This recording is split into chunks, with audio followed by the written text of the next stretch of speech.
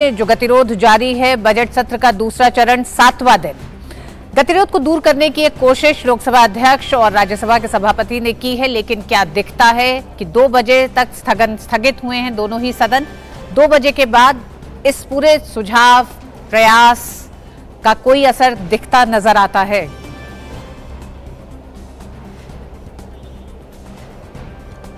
देखिए ऋतु, कल भी जब सदन की कार्रवाई में लगातार व्यवधान डालने की कोशिश की जा रही थी तो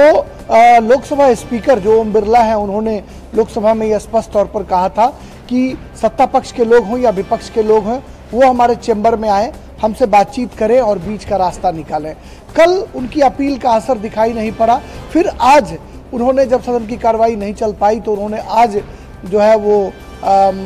जो लोकसभा के फ्लोर लीडर्स हैं उनकी बैठक बुलाई और सभापति जो राज्यसभा है जगदीप धनखड़, उन्होंने 11:30 बजे तमाम जो राज्यसभा के फ्लोर लीडर्स हैं उनकी बैठक बुलाई। तो लोकसभा के स्पीकर हों या फिर राज्यसभा के सभापति हों, दोनों की ये कोशिश है कि सत्ता और विपक्ष दोनों को साथ कर सदन का जो कामकाज है वो सुचारू रूप से चलाया जाए। चूंकि ये बजट सत्र का दूसरा हिस्सा है ऋतु, और निश्चित तौर पर इसमें जो महत्वपूर्ण विधायी कार्य हैं कि फाइनेंस बिल जो है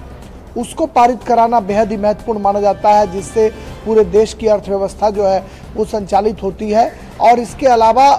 अनेक विभागों के कार्यक्रम से संबंधित जो चर्चा है, उस चर्चा में सांसदों को भाग लेने का मौका मिलता है। सांसद सवाल पूछते हैं और संबंधित विभाग के जो मंत्री हैं वो अपने राजेश, सभापति ने जो रास्ता एक तरह से गतिरोध को दूर करने का सुझाया, उस पर विपक्ष उसमें शामिल नहीं है। विपक्ष ने मना कर दिया उस तरह की किसी भी फ्लोर लीडर्स की बैठक में शामिल होने से। तो इसको क्या माना जाए? क्या विपक्ष, कांग्रेस तैयार नहीं है? हालांकि 2 ही मसले हैं जिसको लेकर लगातार गतिरोध जारी है, राहुल गांधी के बयान और अडानी मामले पर।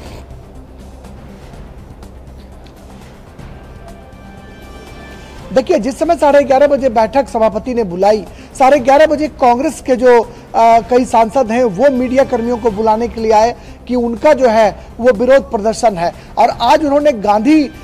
स्टेच्यू पर विरोध प्रदर्शन नहीं करके जो संसद की जो गैलरी है, जहां पर मैं अभी खड़ा हूं, जहां से लाइव कर रहा हूं, यहां पर आकर के वो जो पिछला हिस्सा है बैंक का, वहां पर उन्होंने हाथों में तख्तियां लेकर जोरदार विरोध प्रदर्शन किया। और एक नाटकीय घटनाक्रम ये हुआ ऋतु कि तृणमूल कांग्रेस, जो पश्चिम बंगाल की मुख्यमंत्री ममता बनर्जी के नेतृत्व में टीएमसी चलती है, टीएमसी ने एकला चलो का नारा दिया और संसद के पोर्टिको में जो मुख्य द्वार है वहां पर उनके राज्यसभा और लोकसभा के जो सांसद हैं उन्होंने अकेले धरना प्रदर्शन किया और वहां से विजय चौक तक वो गए और जहां पर सरकार के खिलाफ उन्होंने नारे भी लगाए और कई तरह की एलआईसी को बचाने और अडानी के मामले में जेपीसी की जो मांग है वो जांच कराने की बात कर रहे थे। तो हम कह सकते हैं कि कांग्रेस को अलग थलग करने की कोशिश भी की जा रही है। और राष्ट्रीय परिप्रेक्ष्य में जो अखिलेश यादव के मुलाकात के बाद जो यह संभावना जताई जा रही है कि तीसरे मोर्चे को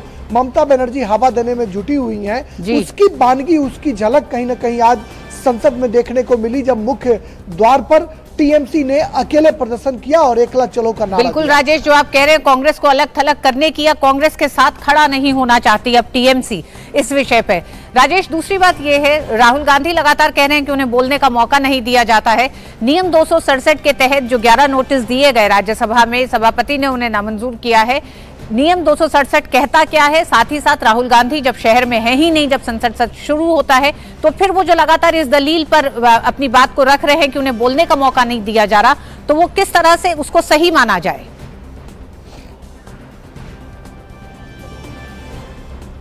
देखिए, नियम 267 के तहत कार्य स्थगन प्रस्ताव देते हैं ये तमाम जो सांसद हैं। वो कहते हैं कि कार्य स्थगन का जो नोटिस उन्होंने दिया, उस नोटिस के तहत जो लोकसभा और राज्यसभा की जो कार्रवाई है उसमें नियम 267 लागू होता है। और वहां पर यह कहा जाता है कि नोटिस के जरिए 0 आवर या क्वेश्चन आवर जो भी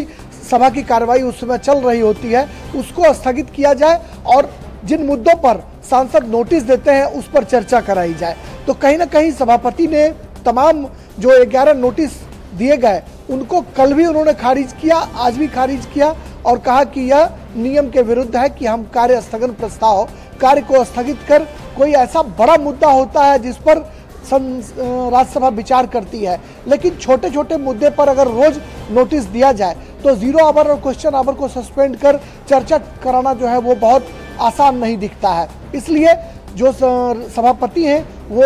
विपक्षी सांसदों की मांग को नामंजूर कर रहे हैं और कहीं ना कहीं आपने जिक्र किया था सभापति की बैठक का, तो जिस वक्त सभापति ने बैठक बुलाई उस वक्त ये तमाम लोग धरना प्रदर्शन में जुटे हुए थे, लिहाजा उनकी बैठक में ये पहुंच नहीं पाए और बैठक में नहीं जाने का मकसद भी साफ दिखाई पड़ रहा है कि गतिरोध जो है उसको शॉर्ट आउट करने के बजाय उसे और पेचीदा बनाने की कोशिश जो है वो विपक्ष के द्वारा की जा रही है। ऐसे में देखना होगा, कल भी अश्विनी चौबे जो केंद्रीय मंत्री हैं, जब उनसे मैंने पूछा कि क्या सत्ता पक्ष के लोग जो हठधर्मिता अपना रहे हैं, बिल्कुल राजेश, लोकसभा और राज्यसभा दोनों ही सदनों में लोकसभा अध्यक्ष और राज्यसभा के सभापति ने एक कोशिश की कि गतिरोध को दूर किया जाए, विपक्ष के तमाम नेताओं के साथ, फ्लोर लीडर्स के साथ बैठक कर बातचीत करके, लेकिन उसमें भी विपक्ष शामिल नहीं हुआ है, जो कि साफ बताता है कि क्या विपक्ष गतिरोध को दूर नहीं करना चाहता है। और बड़ा सवाल ये कि बजट सत्र का दूसरा चरण क्या इसी तरह गतिरोध की भेंट चढ़ता रहेगा। बहुत बहुत धन्यवाद राजेश।